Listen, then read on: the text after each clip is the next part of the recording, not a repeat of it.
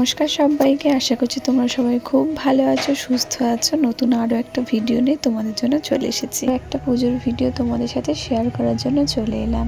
তো আমি প্রথমেই চলে গেছিলাম কলেজ থেকে এসে দেখি মা এখানে গোপালকে সকালবেলার ভোগ নিবেদন করে দিয়েছে। কিশমিশ কাজু দিয়েছিল আজকে।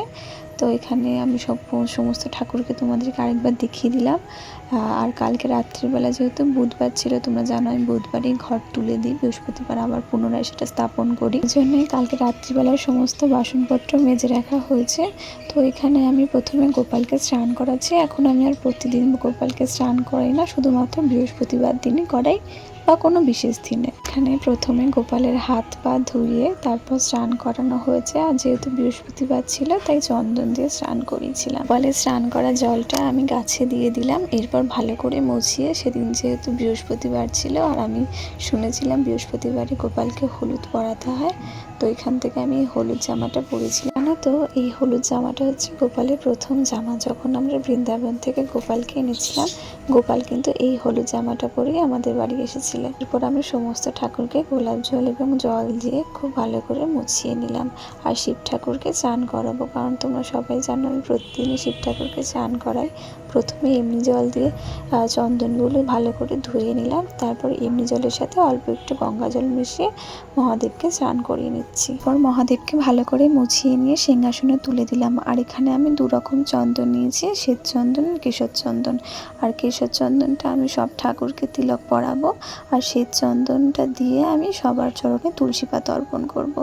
আর এখানে গোপালকে চন্দন পরিয়ে যেতটুকু হাতে থাকে আমি ওটা নিজের কপালে পরি। এখানে প্রথমে শ্রীকৃষ্ণের শ্রীচরণে আমি তুলসী পাতা অর্পণ করলাম। তারপর আমি এখানে মা লক্ষ্মীকে, রাধারানীকে আর মা তারাকে আর ওপরের লক্ষ্মী গণেশকে আমি সিঁদুর পরিয়ে দিয়েছি। এরপর প্রতিটা ফুলে আমি গঙ্গা জল আর চন্দন ছিটিয়ে নিয়েছি। এখানে প্রথমে গণেশকে দুর্বা দিয়ে দিলাম আর সমস্ত ঠাকুরের শ্রীচরণে তুলসী পাতা অর্পণ করে দেবো। এখানে দেখো নারায়ণের মালাটা কি দারুণ হয়েছে, নিচে তুলসী পাতা আর হলুদ রঙের প্রিয় ফুল।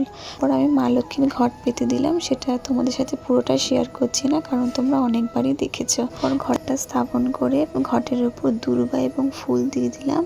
আর সবার ওপরে মা ঠাকুরের শ্রীচরণেও একটু ফুল নিবেদন করে দিলাম। সবাইকে মালা পরানো হয়ে গেছে, এবার ভোগ দেবো। সেদিনকার ভোগে ছিল ন্যাসপাতি, গোবিন্দ গোপালের ভোগে তুলসী পাতা আর অন্যান্য ঠাকুরের ভোগে ফুল দিয়ে ভোগ দিয়ে দিলাম। গোবিন্দকে জুঁই ফুলের মালা পরে এত সুন্দর দেখতে লাগে, মনে হয় যেন চৌকি সরছে না ওখান থেকে, খুব সুন্দর লাগে। এরপর আমি ভালো করে আরতি করে নেব। আরতির জন্য আমি এখানে প্রদীপ ধূপ রেডি করে নিয়েছি। আর আমি প্রত্যেক বৃহস্পতিবার না প্রদীপের তেল এবং প্রদীপ মেজে নিই। এখানে আমি আরতি করে নিচ্ছি প্রদীপ এবং ধূপ দিয়ে। শেষে শঙ্খ বাজিয়ে আমি আমার পুজো শেষ করব।